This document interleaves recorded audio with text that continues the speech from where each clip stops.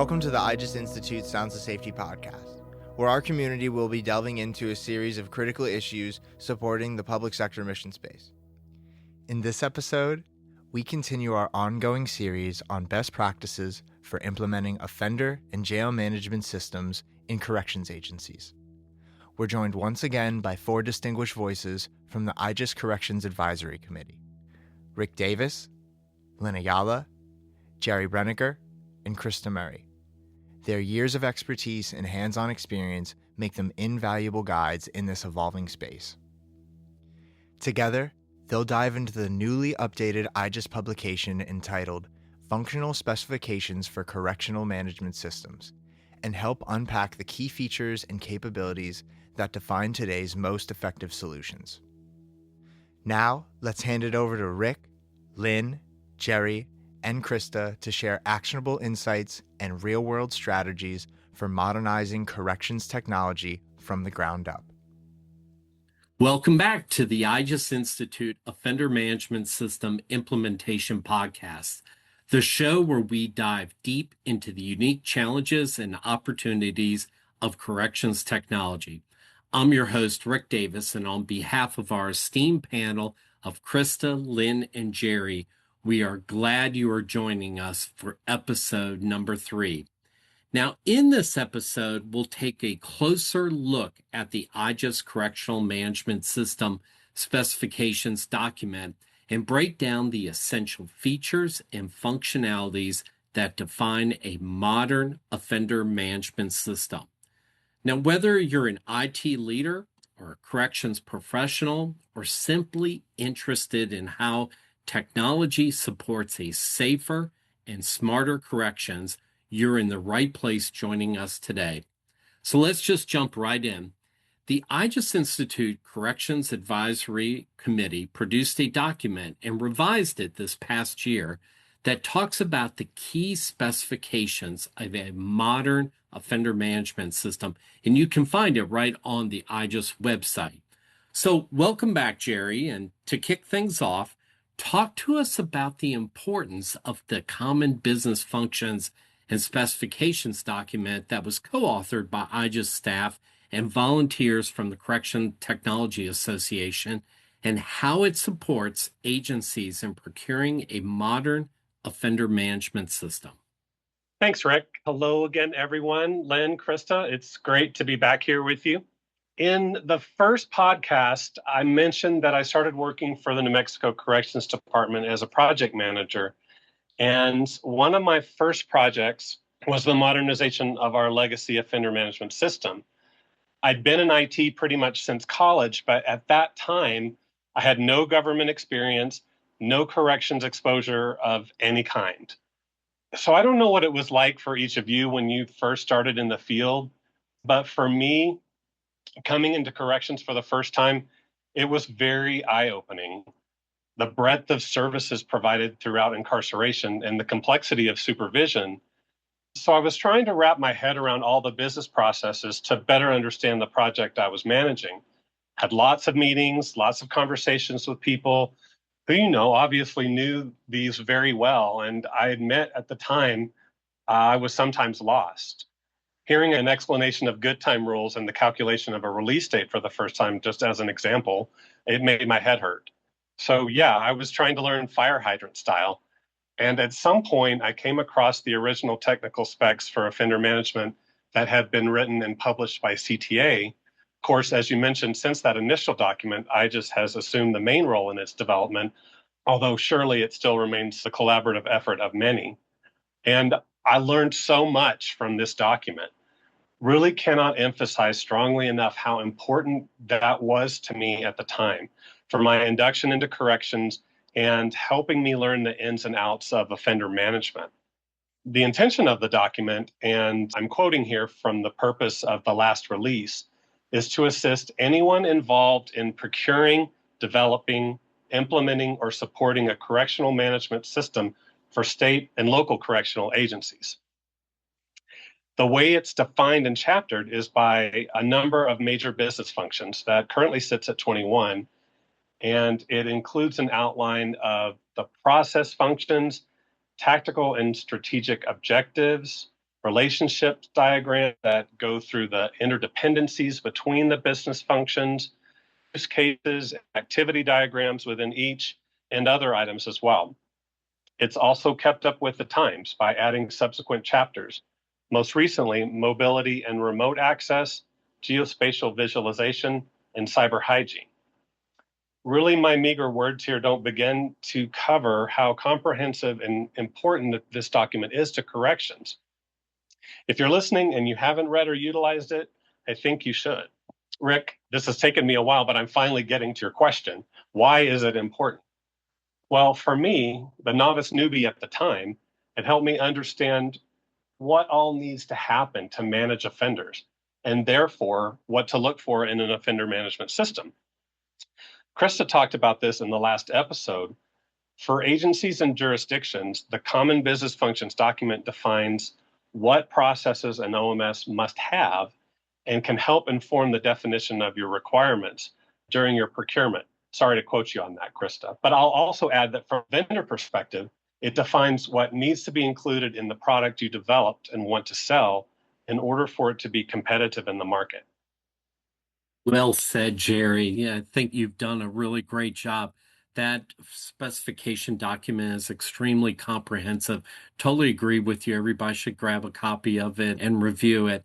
So, Lynn, when I started my career in corrections well over 20 years ago now, there was a great divide between prison operations and community corrections. Each was totally separate with their own leadership, and they all had their own systems to track offender information. Discuss with our listeners today the overarching goal of a fully integrated offender management system for a state correctional agency and how this can bring together a correction agency in managing those offenders under their responsibility. Sure, Rick. Thanks very much. And thanks for that introduction, Jerry, to those CTA standards. I have been in the corrections industry for almost 40 years, so really long time. And as you can imagine, considering where we were at that point in time and where we are now, if we had had that kind of a tool available to us to really outline what those basic features and functions should be, it would certainly have made our lives a whole lot easier when we were developing that first offender management system. The reality is that the offender management system is really the place where offender management and offender information management processes intersect. And I say that because many years ago, we had to spend a significant amount of time trying to explain to some of our executive leadership about what's the difference between offender management and offender information management. Offender management processes don't typically change. The way we house them or, physically house them, the way we move them, the way we feed them, the way we clothe them, things like that. It's the information that we collect, how we store that information and how we share that information, how we're able to use that information to make better decisions. That is really what the new OMS can do for us. And technology now helps us to bridge that gap. Using those standards can allow us to focus on those aspects that make our states and our processes unique. And a lot of time doesn't have to be spent on the basics. I think it's worth noting that state recidivism rates, which ranged from like 19% to 64.5% in 2024, and they appear to be trending downward. But they reflect the fact that a lot of offenders are going to go through the criminal justice system more than once. And having a single electronic offender record that contains the complete history of these individuals, their criminal history, adjustment history, medical and mental health information, family history, and all of the other aspects about managing these offenders, and having that in an integrated system from the time that they come through our doors through intake to the time that they discharge their sentence is only going to serve to improve the quality of the decisions that we make that are going to affect not only their lives, but the lives of the victims, the criminal justice staff, and the public, and help to ensure public safety, which is really what we're all about. A single integrated system also gives us the capability to better manage offenders that are under multiple forms of supervision. We have cases where folks are in prison and they're also on parole, or they may also be on probation. They could be incarcerated while they're waiting for a final decision from the board about whether they should be revoked or not. So In today's world, the technology is now going to give us the capability to integrate the information and share that information across the spectrum from corrections through parole boards and those that are tasked with supervising offenders while they're on supervision in the community. And it's extremely important to provide us with that capability, especially that transition period between someone who's incarcerated and someone who's being considered for release to parole. And having those two aspects, if you will, of the offender's life cycle through the system in a single integrated system is going to enable us to make better release decisions and be better able to provide the types of services that the offenders need as they try to reintegrate into society. Outstanding answer. So, Chrysta, Lynn gave us a terrific overview of the key functions of an offender management system, but we know that there is much more that's required for the rehabilitation inmate.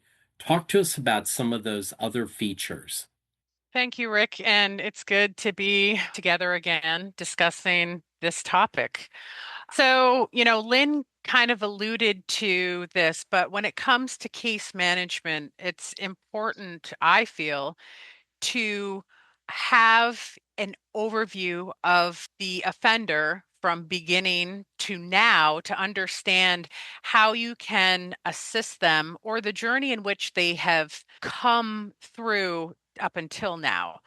So, tracking their charges, their sentencing, their DRs, their behavior, and really looking at that to get a overarching view of their case to offer them things like education and vocational, which I feel are very important things in the mindset of rehabilitating offenders.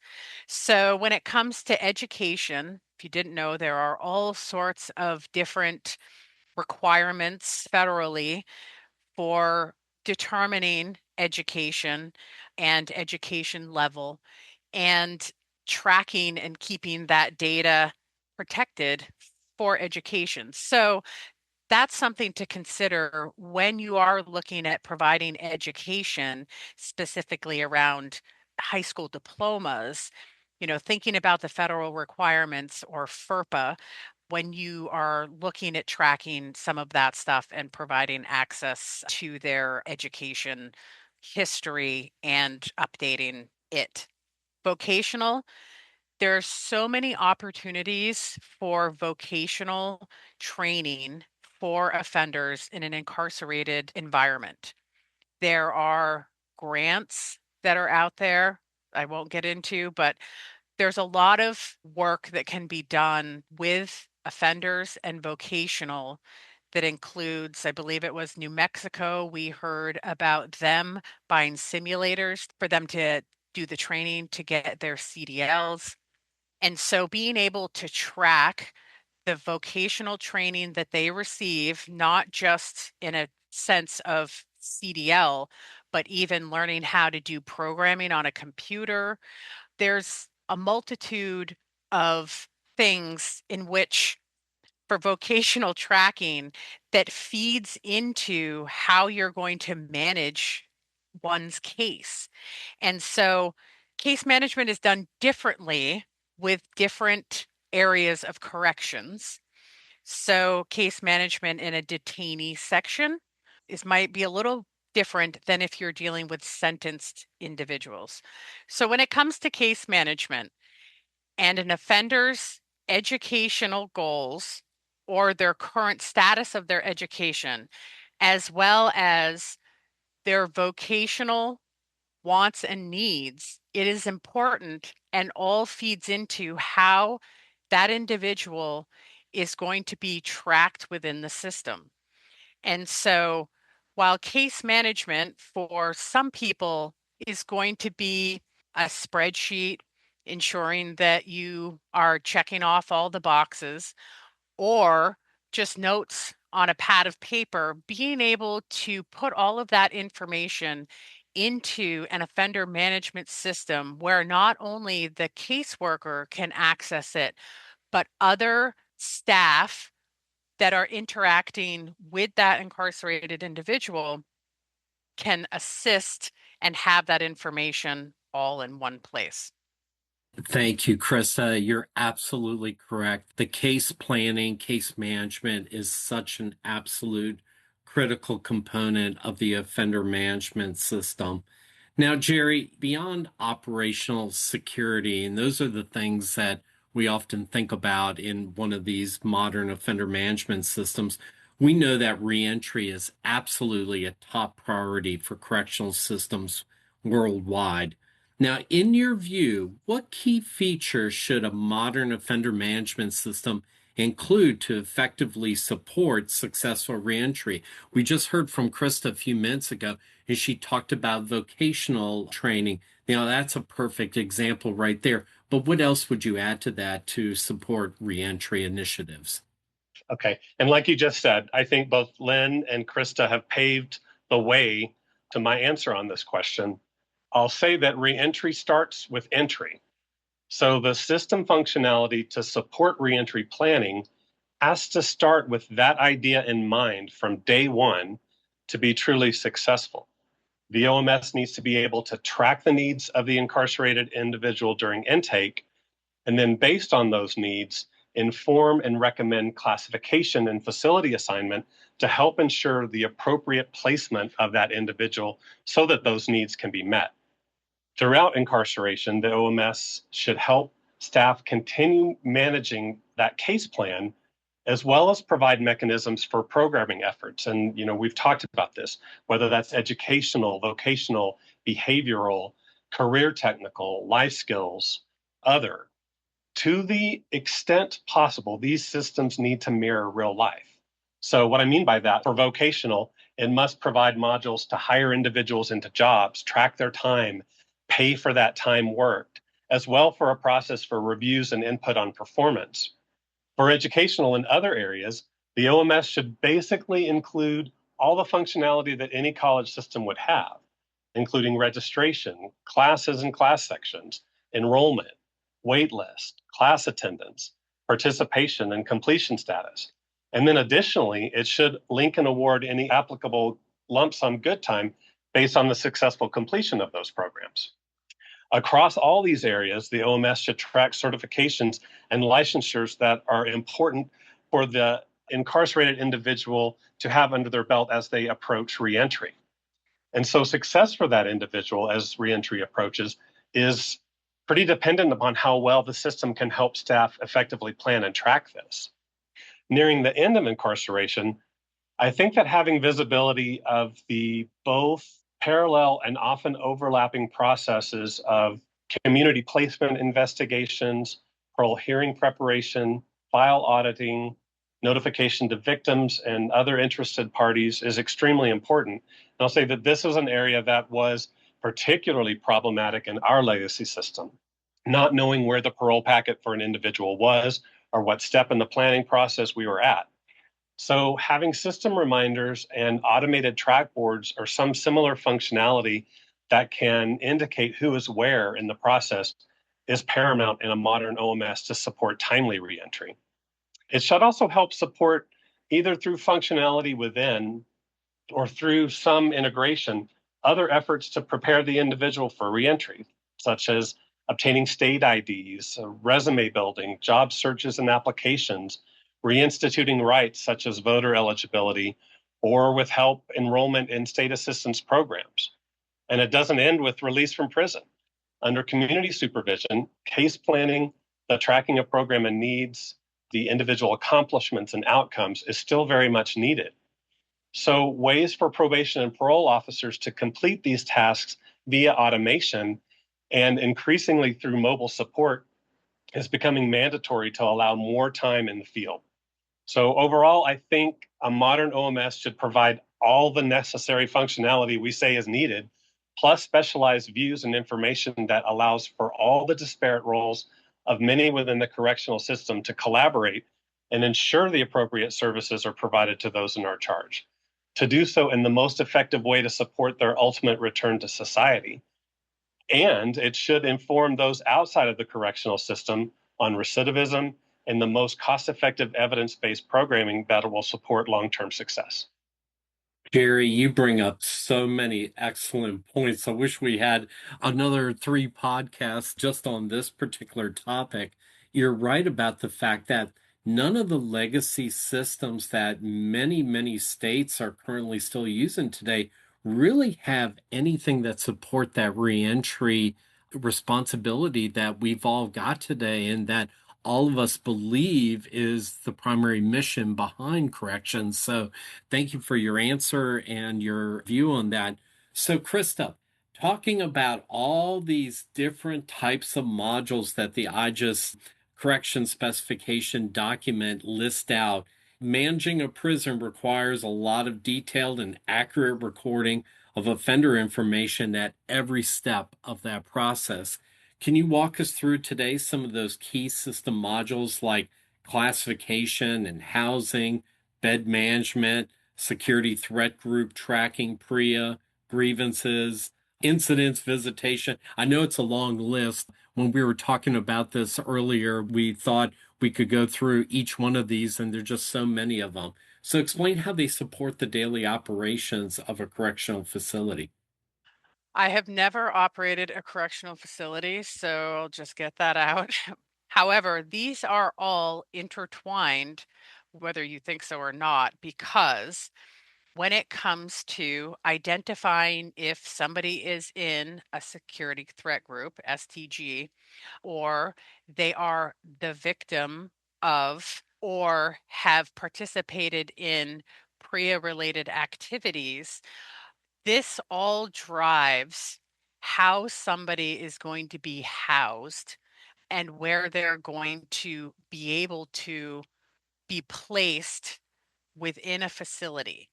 So, based off of where somebody is placed, there are a lot of factors being placed on where they can be put within the facility. If they're in a gang, they cannot or should not be placed with a rival gang member. And that factors into both their cell placement and their unit placement. Also, if they have been a victim of sexual abuse, then you likely do not want to put them into a unit or a cell with somebody who is a perpetrator. So, when you're looking at the different areas that you go through upon intake with an offender, the first thing that you need to do is find a place for them to go. Therefore, it's important to get the information for STG, for PREA, and to be able to identify how you can house your people and how you can move them around. So, one of the modules, which isn't listed, but we call them keep aparts, identifying as things like incidents occur or grievances happen against from one offender to another offender, that can cause issues and tension if those individuals are anywhere near one another, even when it comes to moving within the hallways of a correctional institute. So, housing and bed management incorporates all of these items. And all of these items are factored into the daily operations of a correctional facility because doing the wrong placement of offenders puts your staff at risk of having to break up a fight or having to move somebody emergently and potentially short staffing a unit. Yeah, that's a great point, Chrysta, is that we always have to be concerned about the safety of our staff while we're managing these offenders. So not only is this information for the good of managing the offenders and using evidence-based practices, hopefully to ensure that we continue to drive down recidivism, but it's also about the importance of the staff that's managing them. So now, Lynn, you and I probably could do a whole podcast on nothing but sentence calculation, or in some states, they call it time computation. And my experience is that every state believes that they have the most complicated time computation process because of laws in their states or regulations. And in a general way, everybody is correct in that statement. So let me ask you this. What are some of the features that we should look for in an offender management system that would have a integrated sentence calculation module? And talk about the vendor experience in having that time computation module, having calculated thousands and thousands of records in a true production environment. Yes, I can honestly say, Rick, from personal experience, I can say with certainty that sentence calculation in Texas, at least, and I'm sure this is the case everywhere, as you said, it's one of the most challenging aspects of any OMS. And it requires the most customization, usually, and the most care when we're looking to try to implement a new OMS. I've been through about 20 legislative sessions in Texas going back to 1985. And early in my career, the good conduct time laws were changed by the legislature every 2 years. So, as you can imagine, that required some modifications to our time calculation functions that we had at the time on the mainframe, and had a lot of impact in terms of how we calculated the time and how that impacted sentencing and the length of time that offenders spend in prison. Just kind of a little bit of a background. These laws determine, of course, how much calendar time an offender has to serve in prison before they're eligible for consideration for release. And it's usually based on when the offense was committed. So being able to calculate parole eligibility dates requires identifying the controlling offense, especially in cases where offenders are here for multiple offenses, or they've been revoked and come back to prison and they have offenses from their current period of incarceration and from a previous period of incarceration. Sometimes they have to serve this time under multiple sets of eligibility rules. Sometimes sentences are served concurrently. Sometimes they have to be served consecutively. Depends on what the judges decide. The time served on the second sentence may not even begin or start until the requirements for the first sentence have been satisfied. Some offenses, some violent offenses, for example, in Texas, aren't even eligible for parole consideration until a large percentage of that sentence has been served as flat time. And we have something in Texas that I don't know if it's unique to us or not. It was passed in law several years ago called discretionary mandatory. And only a legislative body could come up with that type of law that indicates that while the release decision is discretionary, they are required to serve a mandatory minimum of, I believe it's 50% of their sentence before they can even be considered.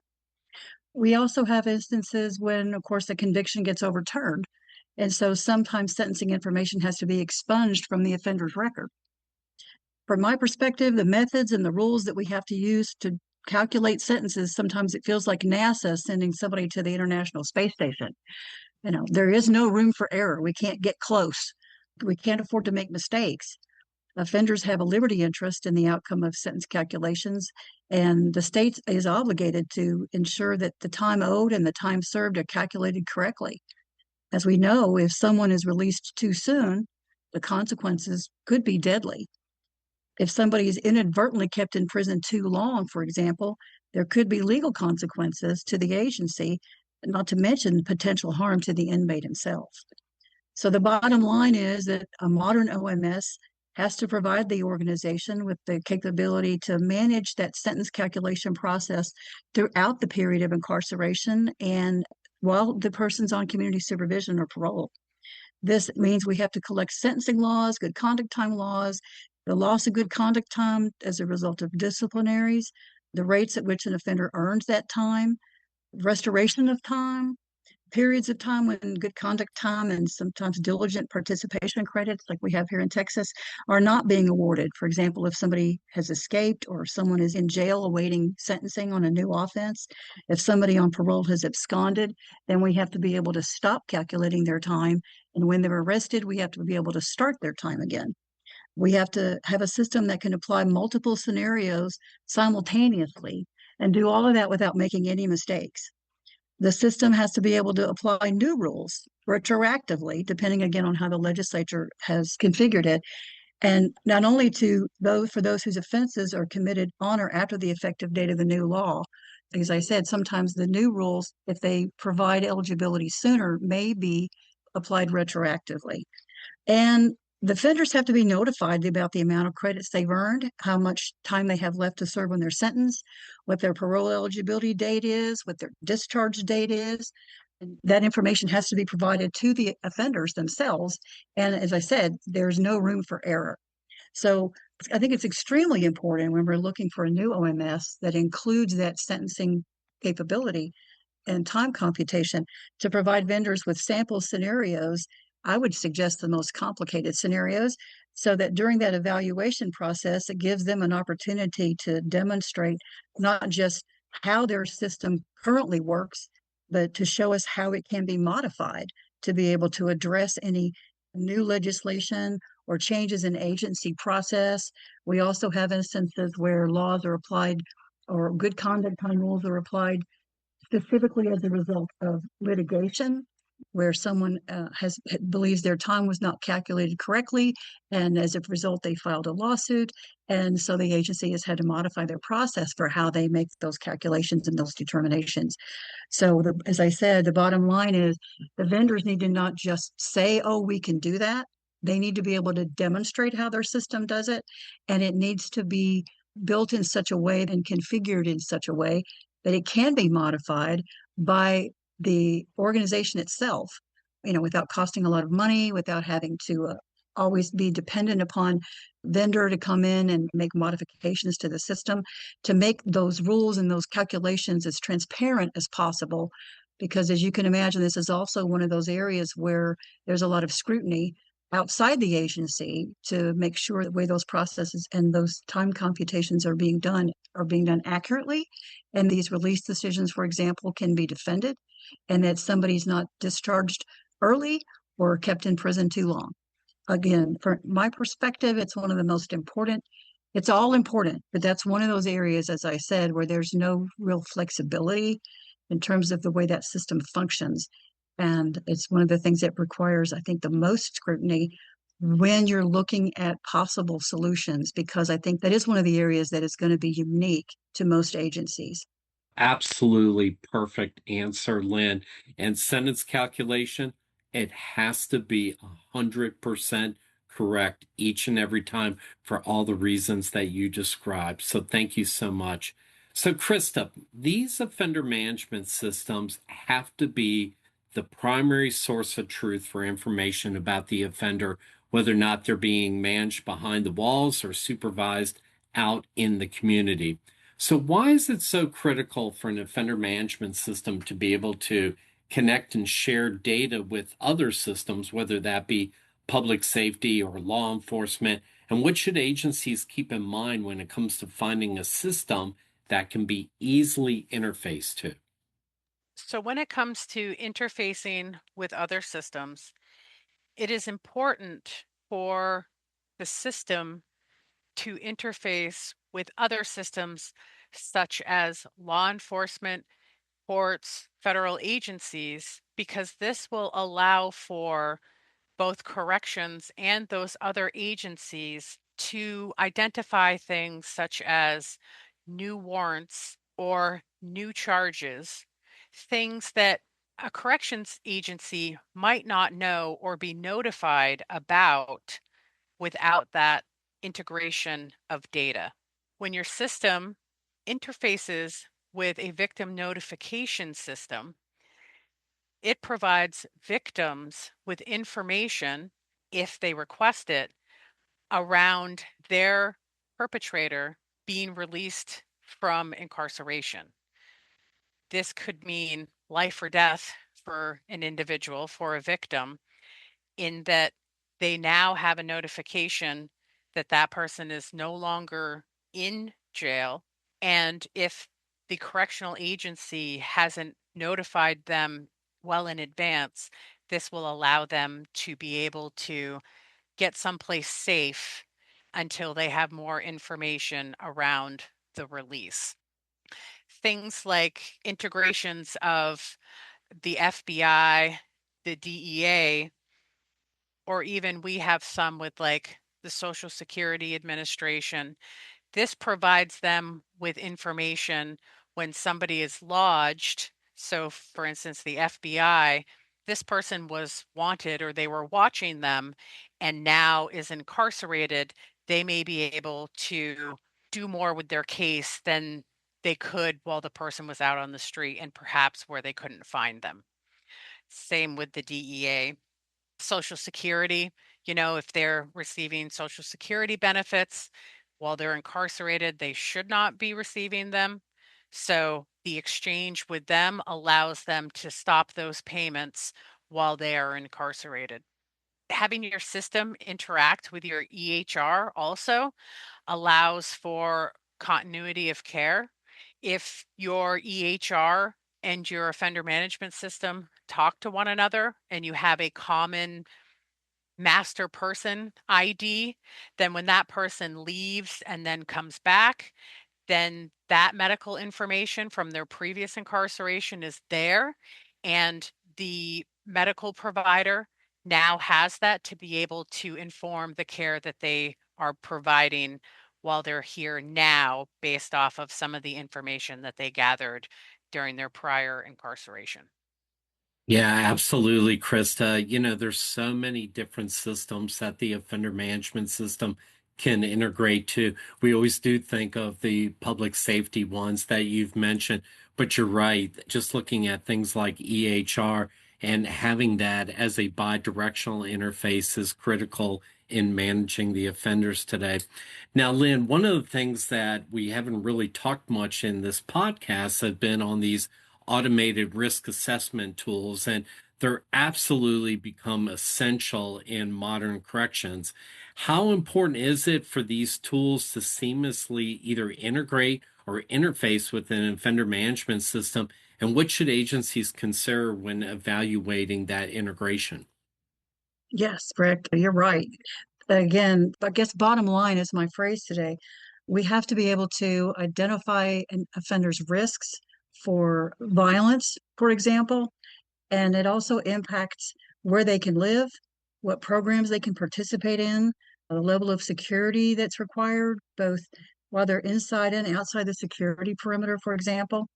And it also impacts the ability to which we can meet the needs for treatment, for programmatic treatment, education programs, those types of things, depending on the level of risk that this particular offender represents. The use of an automated risk assessment tool allows us to standardize the questions that are being asked, and as well as the process that we use to score those results. And that can help to reduce and sometimes eliminate the potential for bias that could impact the outcomes. We can identify new risk domains much more easily, and those can be incorporated more quickly. And that allows us to obtain as complete a picture of the individual as possible. And while there's no risk assessment tool that can predict future behavior with 100% accuracy, by incorporating, for example, incorporating AI with its capacity to access massive amounts of data and learn over time, we can identify the most relevant risk factors and better predict the probability of future misconduct and rule violations, as well as the likelihood of victimization, either victimizing somebody or being a victim, and even identify potential for suicide. So the goal, of course, is to provide the least restrictive level of security while at the same time reducing the potential risk of harm to inmates and staff and visitors and others that the offenders come into contact with. And an automated risk assessment tool, especially one that incorporates AI, can help get us closer than ever to being able to achieve that goal. Thank you, Lynn. So, Jerry, can you share why it's so important for today's offender management system to use a modern technology platform like being cloud-based, open APIs for interfacing and integrations, as kind of Lynn and Krista have talked to about how many different systems that we're going to be connecting to, and allowing for things like upgrades to be done without having to take the system down. We know that in corrections, we work 24/7. So talk to us about why it's so important for these new systems to have this modern technology, because the last thing we want to do is end up with another legacy management system. Sure. Before I start, Lynn, thanks for reminding me that a conversation about good kind could still give me a headache. I completely understand, and you are not alone. So, Rick, reducing overhead is really important, particularly in the current state of many of us that have reduced budgets, the downsizing of staff, and challenges of recruitment and retaining of staff, both in IT and corrections. So, staying modern and fresh in an OMS is really important. And it's exactly the reason why we moved in New Mexico from an internal development strategy to an off the shelf solution, one that provides that core functionality that is needed and has to be provided basically by any system that's out there that's outlined in the specs that we talked about at the beginning of the episode, along with a small amount of customization based on our own jurisdictional needs like sentencing and good time, and then ongoing releases to keep up with changing requirements, laws, and of course, improved technology. We couldn't keep up with the changing business needs with the internal development model. So moving that development outside of the agency allowed our internal staff to focus on other system development or other agency needs. And moving that infrastructure from an on-premise to a cloud stack has the same impact on the systems and network staff as well. Upgrades without downtime, very, very good point. And attaining that through cloud-hosted systems is definitely the direction we need to go in corrections, because we don't have enough staff, because we don't ever close. And so we need those 5 nines of guaranteed uptime to more effectively and safely operate. Integrations through RESTful APIs or other more robust ways as technology continues to improve. It also moves us in the right direction of data sharing across organizations and promotes that data-driven decision-making. Chrysta discussed this earlier and provided some great examples here.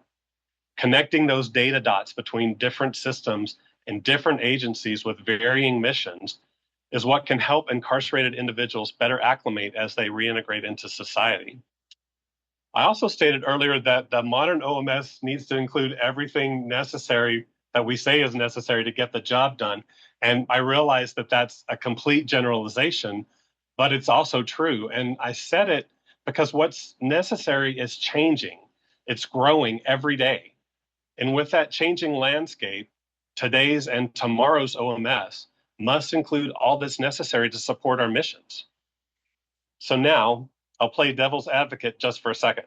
While I mentioned specific customization may be needed, and I also talked about the importance of scheduled, consistent vendor updates, I feel very strongly that an OMS also needs to be as configurable as it can be. Agencies need the ability to be responsive. They need to be responsive to shift in their requirements, to changes in laws and evolving business processes. We talked about assessments. If a new assessment type is needed, the OMS should provide a mechanism for the customer to add it. If new workflows or embedded reports are required, there needs to be a way to locally address. Changes in good time laws. Lynn talked about, having to go through the development effort for this. There should be a business rules engine in the OMS to support these changes independently without a developmental timeline for a vendor to complete, maybe months from now. Because otherwise, I'm looking at this from my perspective, otherwise I'm just shifting the timeline from within to without at the cost to responsiveness, the very thing we wanted to improve. Today's OMSs must have the ability for corrections to be as self-reliant as we can be. I have one more thought here, and both Chrysta and Lynn made this point very well in the last episode, but I think it deserves mentioning again here. And Rick, it's a nod to your point about not ending up with another legacy system. When you're going through your OMS modernization, my best advice, try not to recreate the same OMS that exists in your agency today. Don't create that legacy 2.0. It's something you need to keep a close eye on because you will have those that will try to keep things the same. You may find it happening in unexpected ways throughout your effort. So I encourage you to be open to change and doing things differently. Actively work to simplify as many processes as possible to reduce the workload and the number of hands that each task has to pass through. Yeah, Jerry, we've got an episode coming up on change management. I have a feeling it's going to be one of our super exciting episodes as it relates to implementing an offender management system. Hey, and to your point about configurability, how many times in corrections are we asked about, hey, what would happen if we did this in the system or changed this?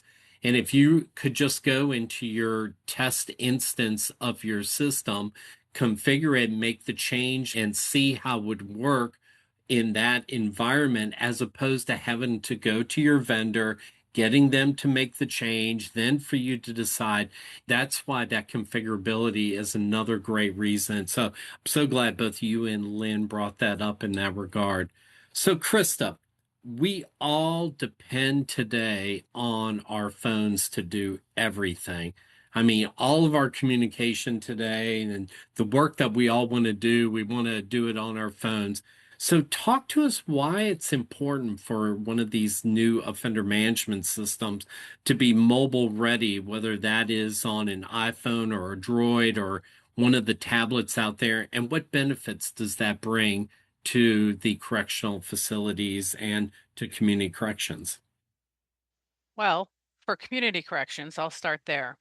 When you have a system that is not mobile, so for instance, you have to connect through it with a special software on a computer, then obviously, if you're out in the field, you either have to have a laptop with you or you have to document something on paper, bring it back, enter it into the system. Without that mobility, you're tied down to paper again. You have to remember everything that happened. When you have a mobile device out in the field in community corrections, you can have a device that shows you all of the places that you need to go tonight, all of the offenders that you need to visit, mapped out in a way in which, you're not backtracking constantly. If an incident happens, you happen to find contraband while you're at that visit, you might be able to immediately document the incident within your offender management system with a mobile device. That's just out in community corrections and a very simple example. In a facility, let's take, for instance, doing 15, 30-minute checks without any kind of technology.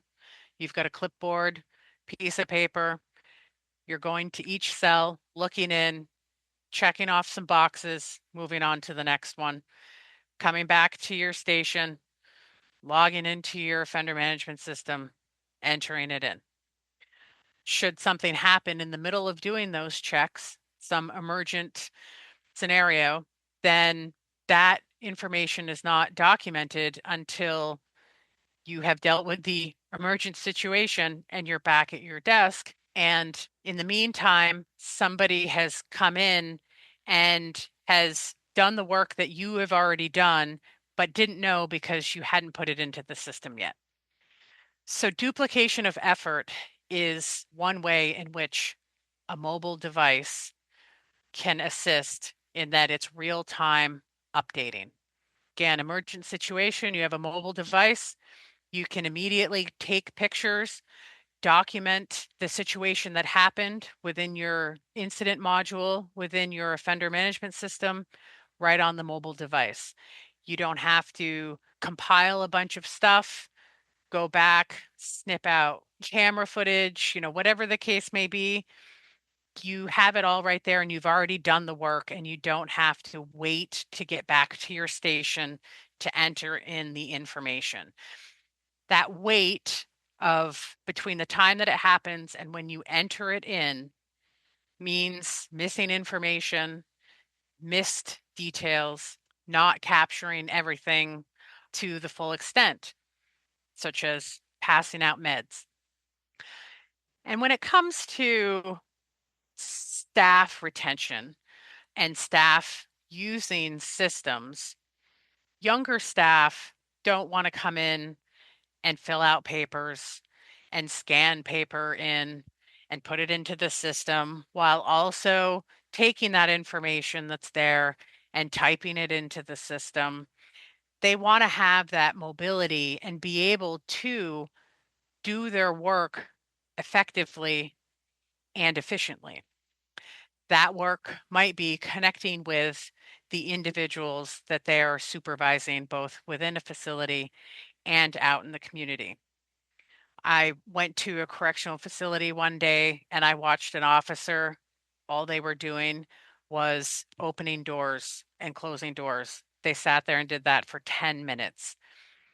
If he was able to walk around, talk to people while doing that on a mobile device, that could have meant that he could have made a connection with an incarcerated individual and had a meaningful conversation, or even mitigated a future incident if an incarcerated individual was indeed struggling, but that unit officer was unable to make that connection because they were locking and unlocking doors. Thank you, Chrysta. I appreciate you bringing up about the generation, the folks that are coming into corrections today. They're the digital generation. They've learned on iPads and mobile phones, and so they expect to use these systems in just the way that you described, and they don't want to have to wait and go back and either find a laptop or a desktop somewhere to enter that. So absolutely. So Lynn, looking to the future, what other kinds of features or functionality should we be looking for in a modern offender management system that we've missed today? Sure, Rick. If I could add maybe a little information, I appreciate, Chrysta, everything you said, and you were spot on. It's interesting, especially when you're talking about in a corrections environment, in prison system, for example, you always have to be aware of your physical surroundings. And the challenge, of course, is when you provide mobile devices, there are a number of challenges, but when you provide a mobile device to officers as they're walking down the runs or wherever they are within the units, for example, they have to be aware of their physical surroundings and keep their eyes on the offenders. But that doesn't mean that we can't also find appropriate uses for that kind of mobile technology. And it doesn't always have to be a one size fits all. It is a challenge in Texas, of course, because we are so large. We've got probably 30,000 plus correctional officers and staff that work at the unit at 100 facilities. So it's cost prohibitive, if you will. And I would argue it doesn't necessarily make sense that everybody has to have a mobile device in their hand. There are certain functions that they perform, however, that could definitely be better enabled and to provide those officers with information they need about the offenders that they're supervising in real time. And that's providing mobile devices, especially, for example, at the high security units and those units where there's a lot of information that needs to be made available readily at hand to those officers, can go a long way towards providing better safety and security on those facilities. In terms of looking to the future, it's hard to talk about the future without mentioning AI, of course, because it's everywhere. One of the things I find interesting too is with each new technological advance comes new opportunities for people to commit crimes that nobody either thought of before, that didn't even exist before. So a modern OMS has to provide the flexibility, just echoes what Jerry was saying, the flexibility to quickly adapt to changing legal, social, and cultural norms, but still maintain historical relevance. So providing transparency and accountability in decision making while still protecting individual privacy, for example, victims and offender health information and other information that we need to keep secure. It makes it even more important to have a system that can be easily maintained, but it can also be upgraded or modified with having to tear it up and start over. We usually focus on the offender part of the offender management system, but it's also important that we consider the needs of the staff at every level, executive, mid-level management and line staff, to provide easy access to current policies and procedures, legal requirements, for example. And we could do that through the use of integrated knowledge maps, things that I don't think have ever been included as a part of an OMS. And so we need a way to provide more robust reporting capabilities so we can make sure that the right information is available to the decision makers when they need it. And I hearken back to many years ago when we were working on our first integrated OMS. And I remember asking the question of someone that worked in the parole division at the time. We were working on a parole and absentia program. And I remember asking for a report that showed me the number of offenders that had been released to parole and absentia in the past month. And his response was, do you want the most current or the most accurate? And as you can imagine, I was a bit dumbfounded. And I think I asked, well, can't I have both? And then he proceeded to explain why that was a challenge in the old legacy system for them to be able to do that. So having that capability to have that information in near real time at someone's fingertips, especially in those critical moments where they're making those really important decisions. All of the decisions are important, but there are some where if the risk is imminent, for example, is extremely important. I also think we should find ways to enable maybe more proactive involvement of family members in the treatment and rehabilitative process, and technology allows us to do that. We could provide a bridge that allows contact and communication with the outside world through using tablet technology, for example. And I think that can go a long way to help improving inmates' chances of successful participation in rehabilitation programs and being reentered, as they go through the reentry process into society. Those types of technologies are usually not considered when we're looking at a new OMS, but I think in the future that's something that we really should give consideration to, keeping in mind the need for security and those types of things, but it also to keep that offender connected with the outside world while they're going through a period of incarceration, for example, is extremely important. And I think technology gives us the capability to do that. Thanks, Lynn. All four of us who are on this podcast panel attended the Corrections Technology Association meeting in Orlando, Florida. And of course, as Lynn stated here, AI was a hot topic for both practitioners as well as the vendor partners with so many of the workshops that were handled there. In fact, I was on a panel with the state of Louisiana, and we discussed potential real-life use cases for AI in corrections. So, Jerry, how important is it for a modern OMS to include developing technologies such as AI? And is there anything else maybe that we should consider? Yeah, I was just actually thinking when you mentioned CTA, I was just thinking about when I was there. I had the opportunity to see an AI driven application that was used to conduct a risk and needs assessment interview. So basically, it was an AI generated voice that went through the questions from the assessment with the offender and documented the response and then fed that information into the existing tool for processing. And, I really found that idea impressive. I think back on when we first implemented our new risk and needs assessment in our agency, one of the biggest hurdles was the amount of time it took staff to conduct the interview for all the existing offenders for the very first time. It was a massive effort. And I just think how much easier it could have been with some sort of AI tool like that.